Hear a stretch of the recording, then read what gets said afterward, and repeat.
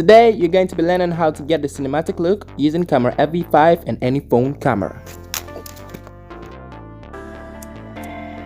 Note, there are two versions of the Cinema Fv-5 app, the paid version and the free version. Because we don't have any money, we're going to be using the free version. First, let's talk about a feature called lock exposure and white balance. To enable this feature, open the camera Fv-5 app, click on the settings right on the top, and tap on the film frame icon right under the settings. Now scroll down till you see lock exposure and lock white balance checkbox. Check both box and you're ready to go. Now what this does is really simple. In most cameras, when you start shooting, at some time the white balance is gonna get more brighter or darker. Enabling the lock feature in the Cinema Fv-5 app solves this problem completely. And now whenever you start recording, you won't have to worry about the exposure changing at times.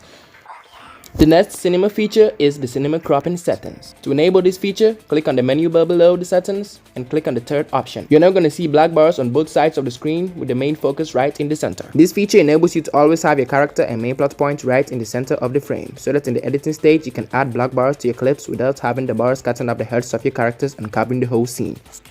This feature supports both short and wide bars and makes panning and zooming more accessible. The next feature and way is by using the rule of thirds.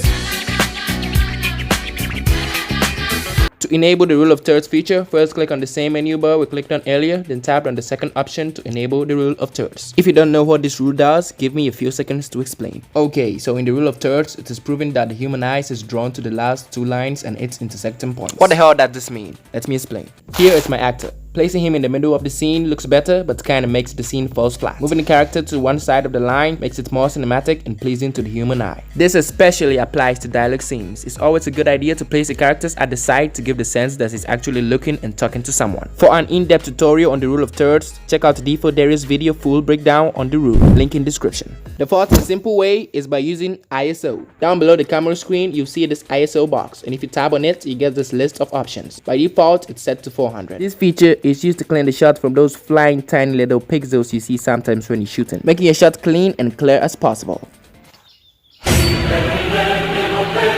The last and final way is by using image parameters. You can get the settings by going to the settings, tapping the film frame icon and scrolling down till you see set image parameters. And if you click on it, you get this list of controls. Let's focus on the saturation for now. Higher the saturation makes the colors in your shot pop, adding some life to it. This is used in light-hearted films and comedy films, like one of my short films.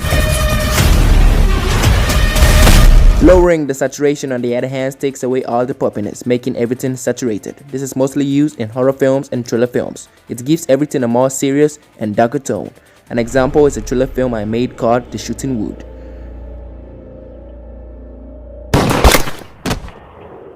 A bonus tip is to place the white balance at cloudy. This also adds a little life to your scenes, and that's the white balance I've used for all my short films. Personally, it's my favorite. Now with all these features combined, you can now make a cinematic video.